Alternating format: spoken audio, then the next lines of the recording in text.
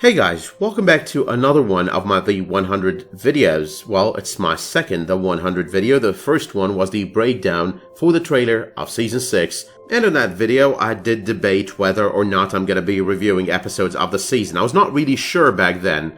The thing is, I don't want to post videos for the sake of posting videos. So what I wanted to do is check out the season first. Like check out the first episode, maybe the second episode. But the first episode was good enough, and I'm going to be talking about that over the course of this video.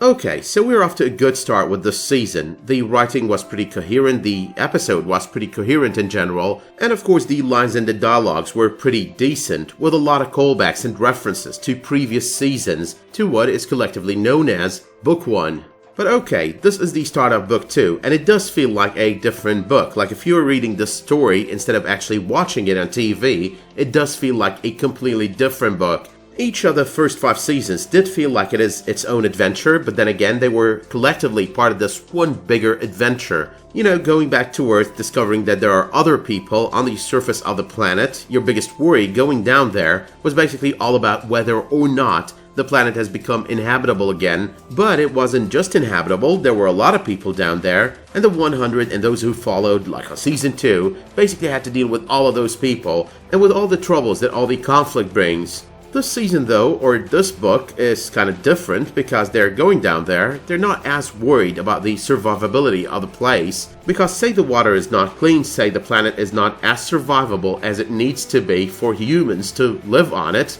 they've got 4 more options, part of 2 parting presents that Monty basically left them. The second present is all about the cure that he left for Marcus. But I'm going to be talking about that other present later on because it's yet another callback to a previous season.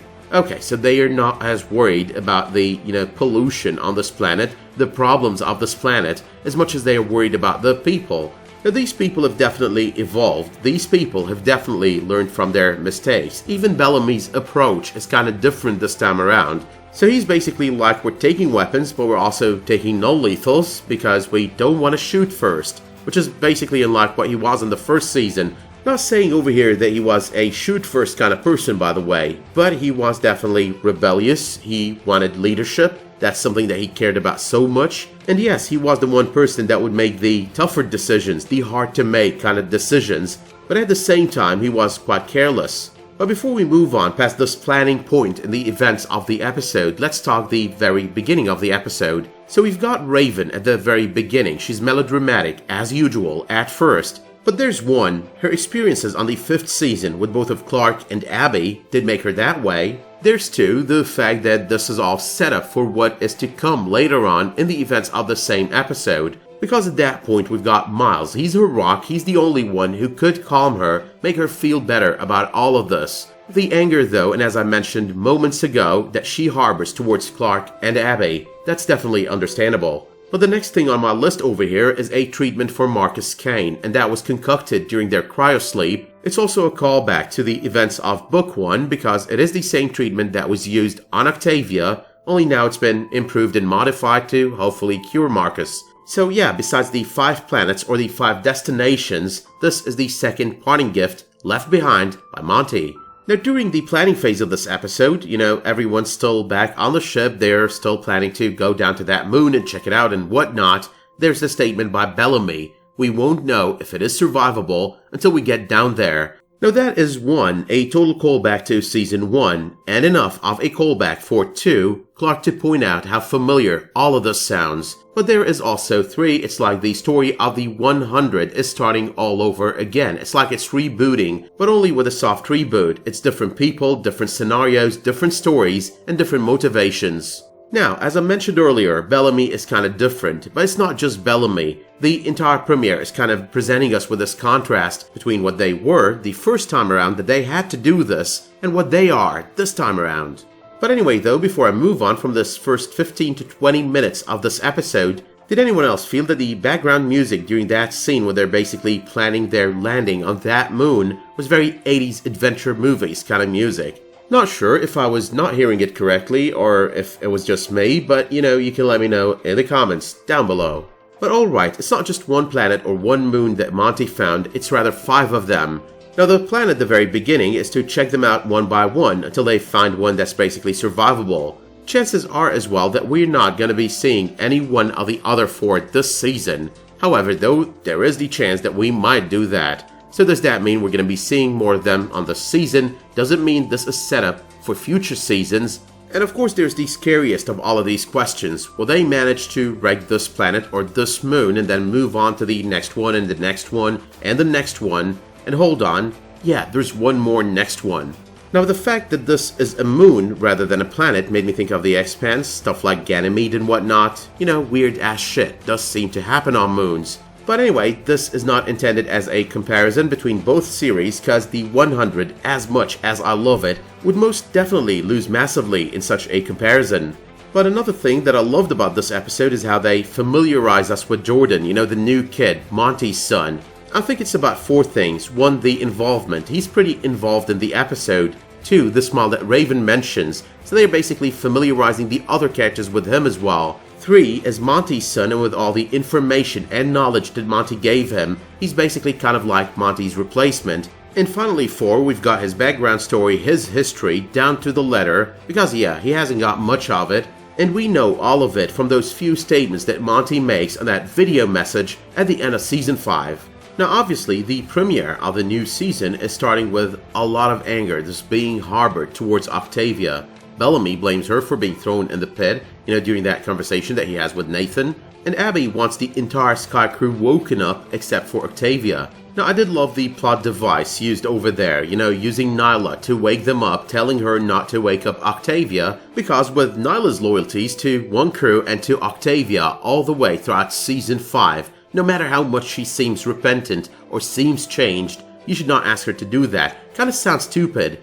But then you think about the emotional state that Abby's in and you're like, okay, you know what, it's a good plot device. She's only worried at this moment about saving Marcus. She's not going to go wake up all these people by herself. She's going to focus on treating him, on helping him, and try to have someone else do it. And the only person that's right there next to her is actually Nyla. But on the topic of waking up Octavia, we've got Octavia versus Kane and Abby, and that was amazing. I mean, the girl knows she's a monster, but she also gives them a reality check. And to some of the long speech that she gives there, that also sounds like a quick recap of previous seasons. You made mistakes, I made mistakes, we're both monsters. And I gotta say, one of the best characters developed on this series is Octavia's. I mean, she's been amazing since the very first season and all the way up until the end of the 5th. She's basically my second favorite character on this series. But okay, the moment that Marcus starts coughing blood all over the place and it gets on Octavia's face, that's a callback to so many moments really, I cannot even count them.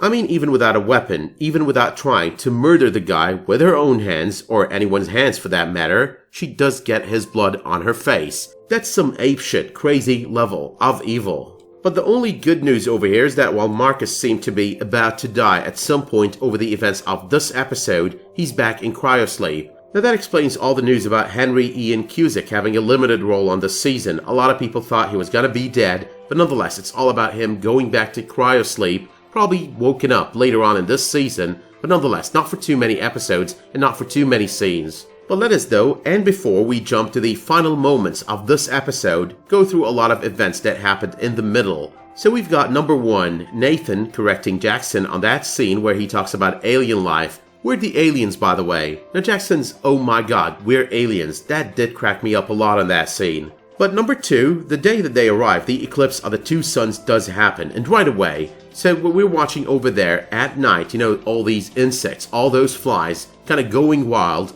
that might be the effect or the impact of the suns eclipsing, or they just might be wild creatures. I'm thinking of the former, but I'm still open to the latter. Won't give an explanation that I'm not 100% sure of yet.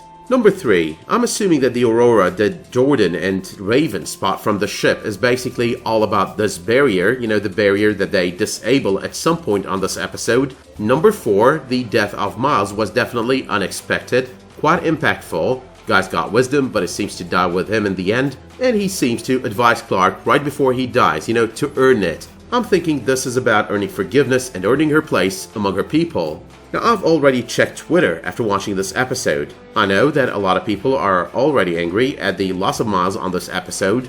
I know that a lot of people are always pissed off, always complain about the death of this character or that character. But when the stakes are high, you gotta accept casualties. I think that otherwise we should all just be watching some cartoon out there, like maybe Tom and Jerry or something.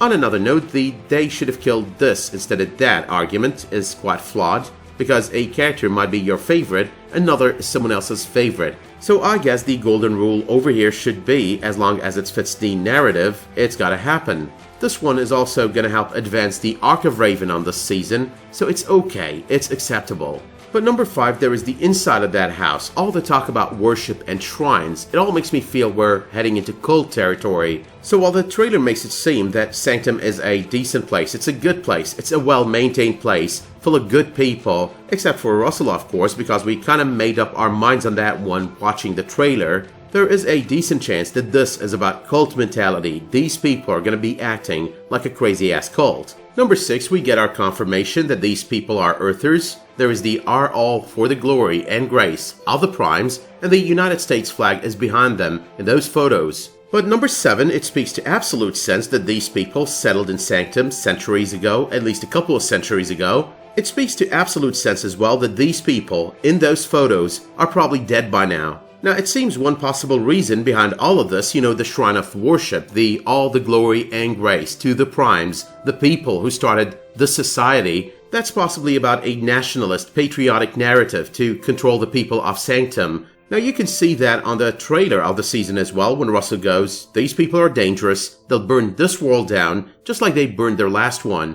Makes you wonder as well, why does he call it their last one, with all the flags that we see on those photos? I suppose it's all going to be part of this narrative, where the best way to control a herd of people is to make them believe that you are their best hope, the best hope that they have, and make sure that anyone who might not follow your awesome command sound like the bad guy, seem like the bad guy. Let us not forget as well that the Primes and the United States flags behind them are all a reference, a quick reference to the Founding Fathers, like a real-life reference. But number 8, obviously these people are in hiding, as the nursery book does indicate, and we're going to be meeting all of them, the tenants of this moon, after the 2 days where heaven becomes hell have passed. Number 9, we've got Bellamy and Clarke having a moment there, and they're on good terms, for the time being at least. Now there's also the entire conversation, I wish Maddie went to school, I wish Octavia went to school, and it does tell you that even though he's extremely mad at Octavia, even though he's extremely angry at her, he does still care, he does still feel bad for her, he does understand